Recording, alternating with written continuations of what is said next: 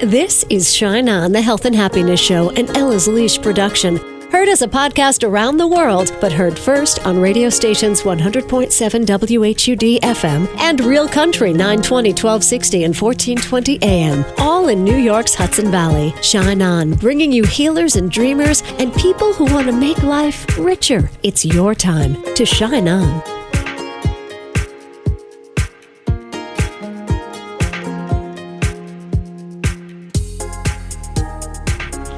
Hi, it's Casey. Thank you for shining on today. Are you embracing new health in the new year?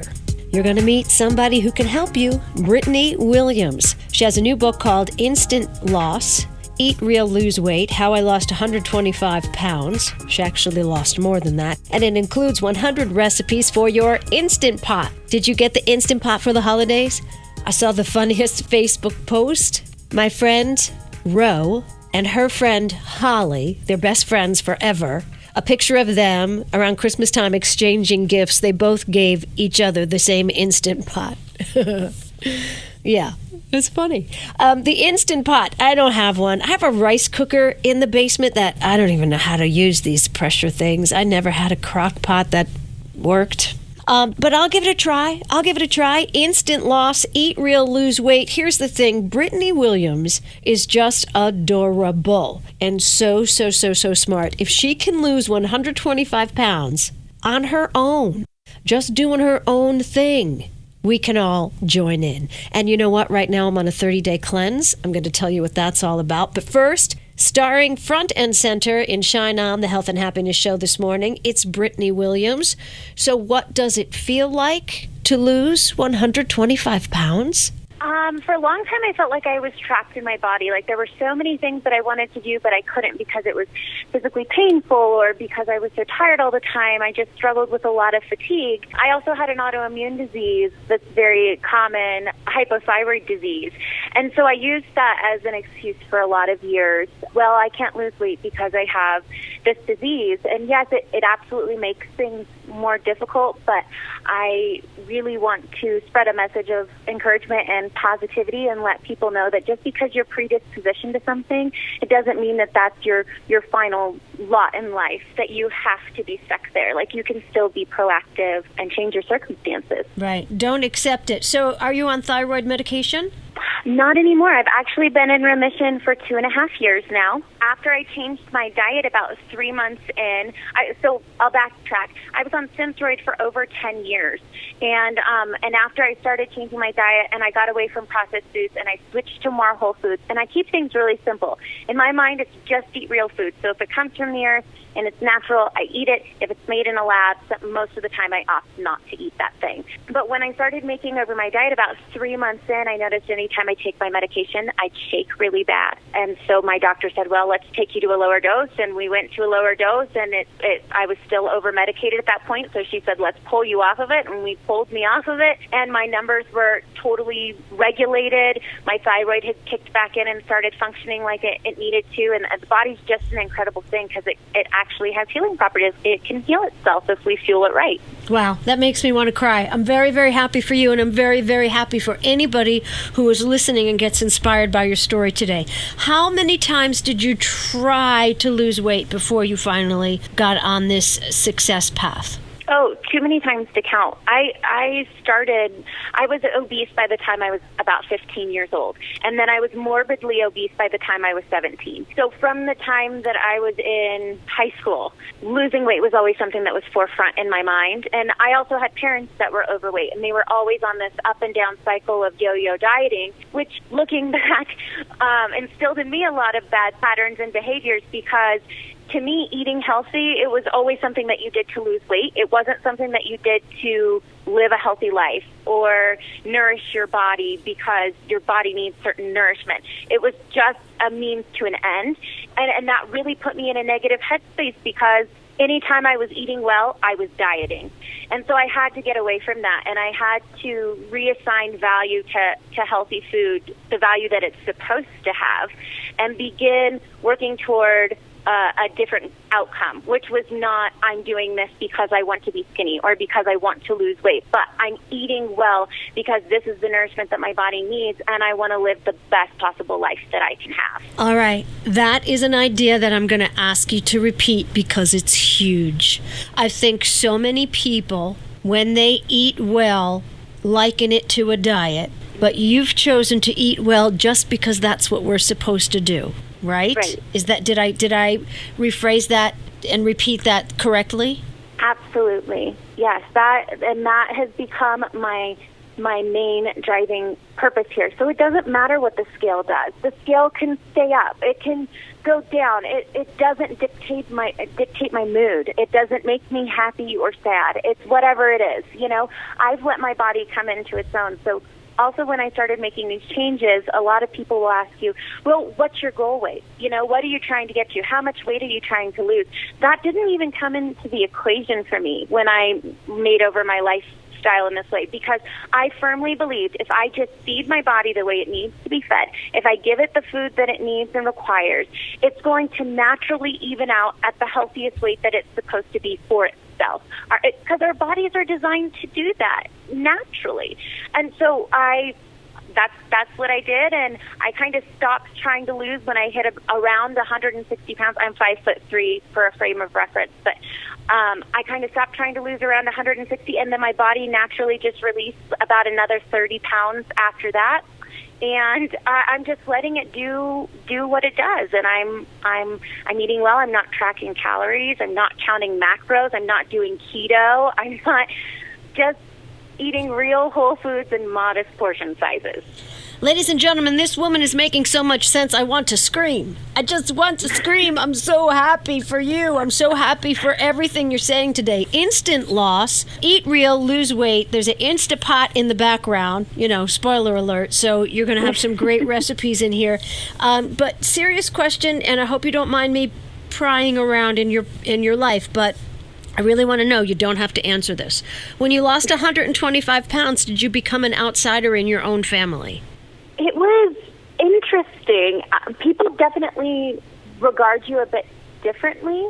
And there was a struggle within my immediate family just because not everybody was on the same plane that I was at that point, and they could see it and they could see the sense that it makes. But a lot of times I liken it to being like a prophet in your own town, like Jesus, like Jesus was a prophet in his own town, but he had to go outside of his own town for anybody to listen to him. A lot of times when you grow up with people and they're the people that are around you, you can be looked at as this thing or somebody that has these answers, and obviously like now I have this book and I have this platform and I spread this message. But the people that are closest to me can't really receive that message from me, which is totally fine, because I know that in my own life I'm the same exact way with different things. And so I just know that I have to allow everybody to have their oin space. They'll come to it in their own time if they ever come to it at all. Some revelations are just for us alone, and they're not for everybody.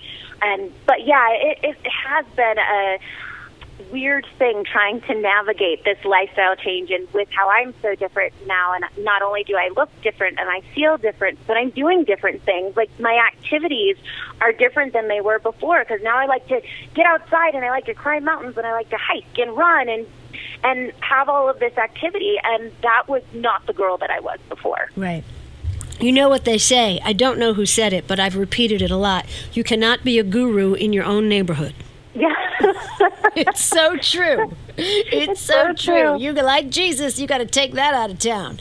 Okay, yeah. So the book is wonderful, and we're going to get to some of the recipes, and I love your philosophy. But I want to ask you this: aside from growing up in a family of overweight people, why did you eat? Why were you overweight? Was that the only reason? I guess I'm asking.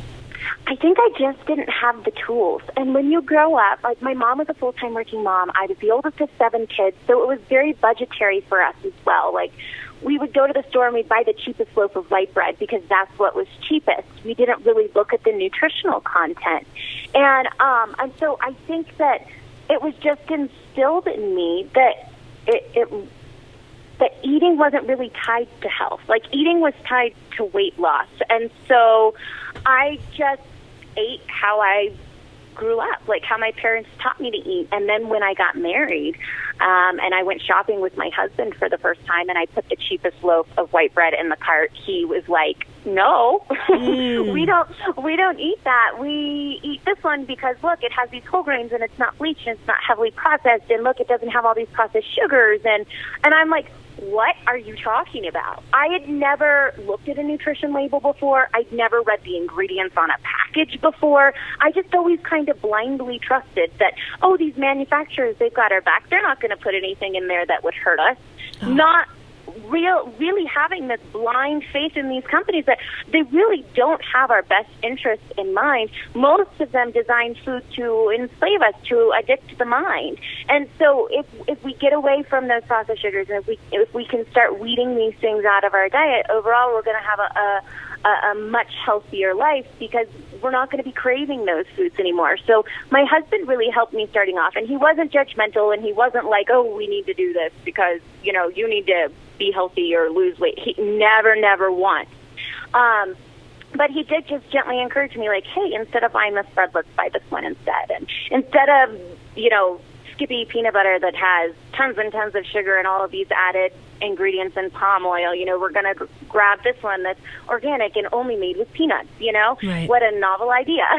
And so slowly just started making changes like that in the beginning of our relationship, and my eyes started to be open, and then I started to read a little bit more about nutrition because my interest was piqued, and I started watching documentaries on Netflix about nutrition, which kind of amped me up even more, and I started to begin accumulating all of this knowledge over a period of time. Like, a lot of people think that one day I just woke up and decided, "Hey, I'm going to eat healthy," and then I lost 125 pounds. And it's not that simple. Instant loss doesn't really stand for instant weight loss. I just put Instant Pot because that's the tool that I use to get dinner on the table really quickly, and weight loss together because that's what people knew me for, and it was a split-second decision. But it's really not an instant process. I spent 8 solid years acquiring this knowledge, learning about food, learning about nutrition, kind of experimenting with my body to see what worked and didn't work. And then in 2017, I decided, you know what, I've had enough. I have all of this knowledge. I know what I'm supposed to do. Now it's time to put it into action. And 2017, losing 125 pounds, that was really the representation of me putting all of that knowledge that I garnered and had at my disposal into action, and 125 pounds weight loss was just the result. Right. And it's a whole person. You lost a whole person.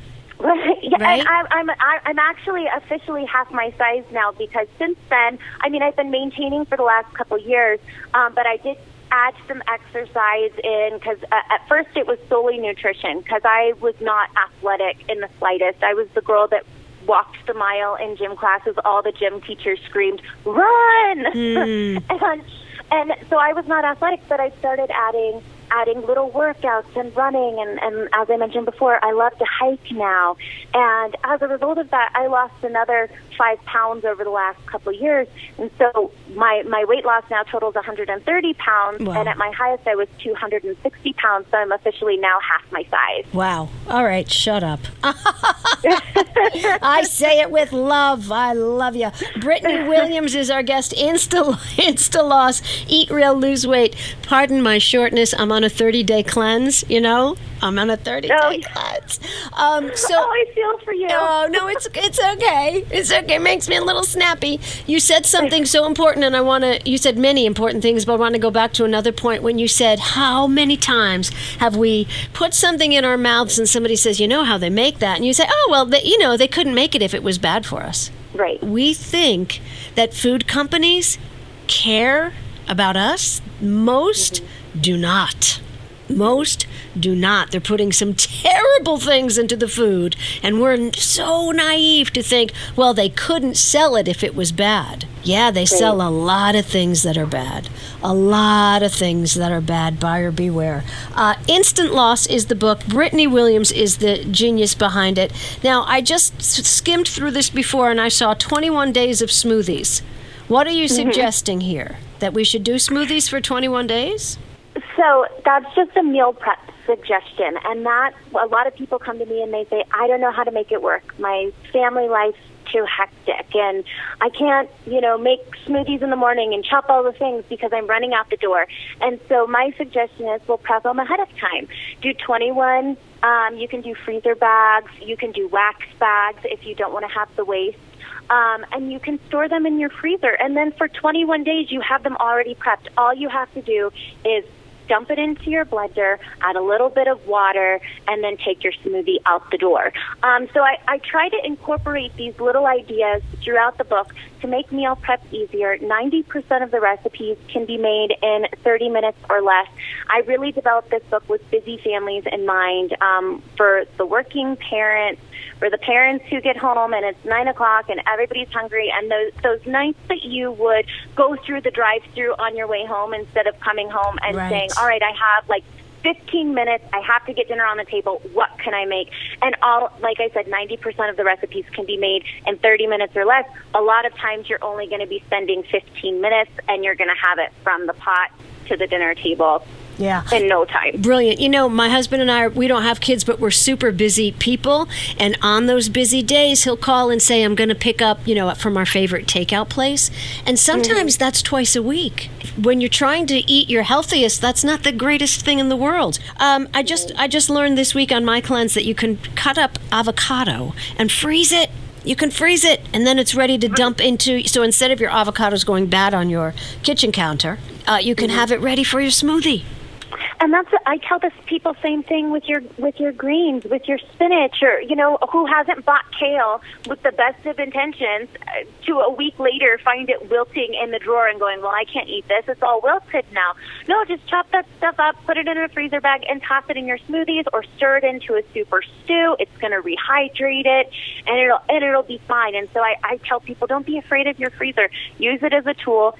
Like you said with the avocados, chop those up if they're going bad. Or if you have bananas on the counter that are overripe, stick them in a freezer bag. Add them to your smoothies.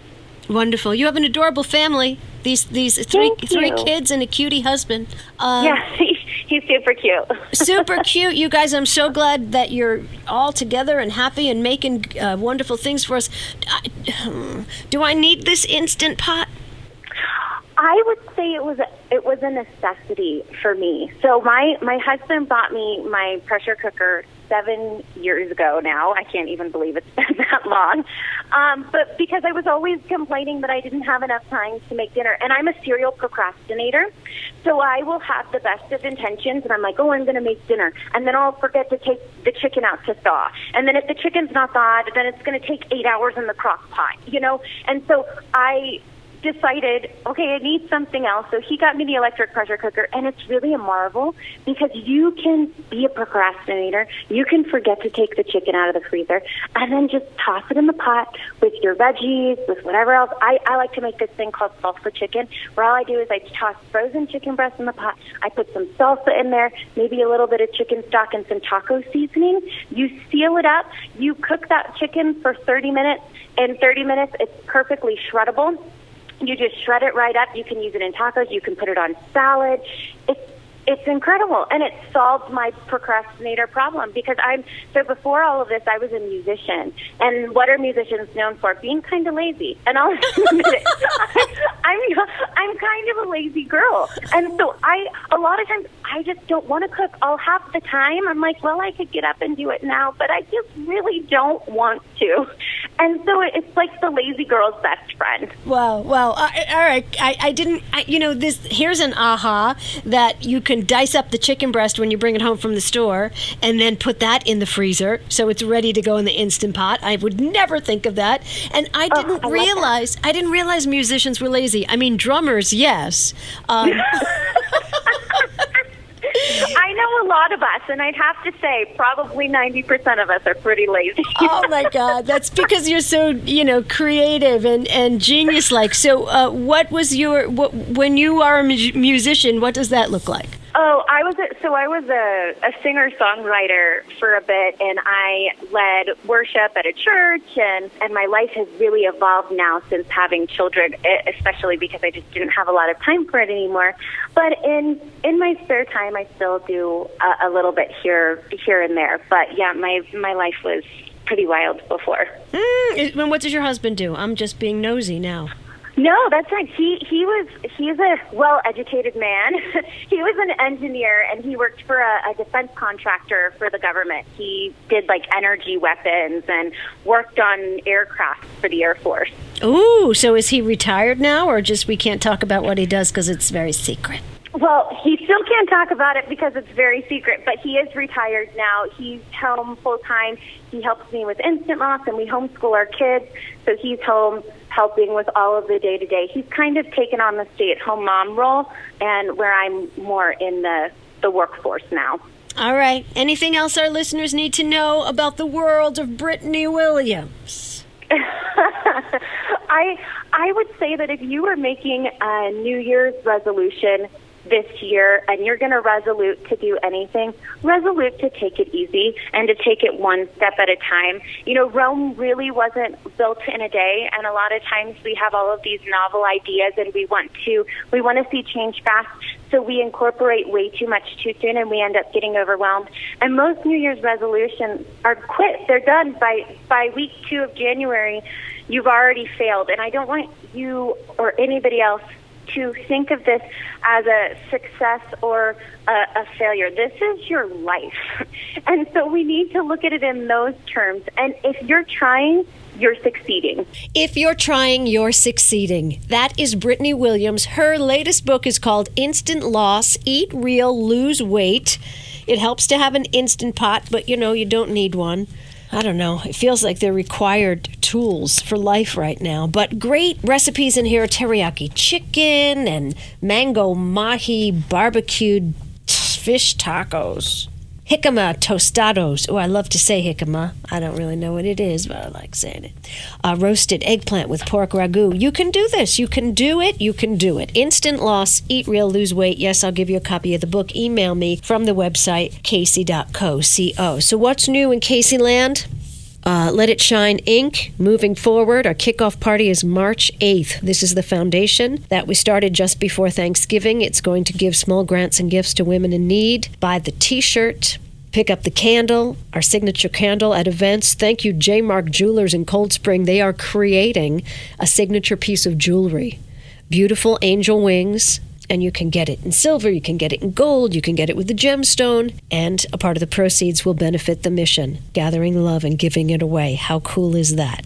Now, yes, I'm still doing a ton of the public speaking and the weekend retreats. I start February 1st at Graymore in Garrison. It's a Women's Day of Prayer. No, we're not going to be on our knees all day, although we will visit 3 separate chapels and have time for prayer and reflection. We're going to talk about just getting closer to Spirit, to Creator. No matter what faith you are, this day is food for your soul. So please join me February 1st. It is the first of 4 days of prayer I am hosting this year. So honored to do that. And then the final weekend in February, it's a leap weekend, we are going to unlock your potential. February 28, 29, March 1st at Mariondale, and that's in Ossining. So join me for a day, join me for a weekend, just join me, casey.co. Read my blog. I don't know. Let's hang out. But first, I promised I'd tell you about the 30-day cleanse I'm on. I'm doing it with my friend Patty. I love my friend Patty so much. If she said, let's eat rocks for 30 days, I'd say, okay. So Patty says, doing this 30-day cleanse. It's through Arbonne. Now, I don't need to put any money in Arbonne's pocket. I'm just saying, it's Arbonne. And it's okay. It's shakes and protein bars and these little Fit Chew candies. It seems to be high-quality stuff. You have a couple of shakes and a sensible meal, but it's all clean. It's no dairy. I think no wheat. Definitely no alcohol. They say no caffeine, but I gotta sneak a cup of coffee every now and then. You know what I mean? I'm enjoying it. And let me see, I'm like 10, 12 days in. The weight is not flying off by any means, but there is a glimmer now. When I look in the mirror, there is a glimmer. I can almost imagine the body I used to have 15, 20 pounds ago. That's something, right? That's something. And the first 12 days were the hardest. And I'm on this till like February 3rd or something, I don't know. But Patty and I were texting all the time. We're sending each other pictures of her shakes. It helps. It helps. I can't do anything without support, which is why I created the Facebook page A Circle of Women, and A Circle of Prayer, and A Circle of Sweat. Join us. I need you. All right, our thought for the day comes from This Is How by Augustine Burroughs, who wrote, all improvements, transformations, achievements, liberations, everything you want to change about yourself and your life, everything you want to make happen, any obstacle you want to overcome, any crisis you must survive, the prerequisite is being able to allow yourself to feel whatever it is you feel and not pretend to feel something you don't. Shine on.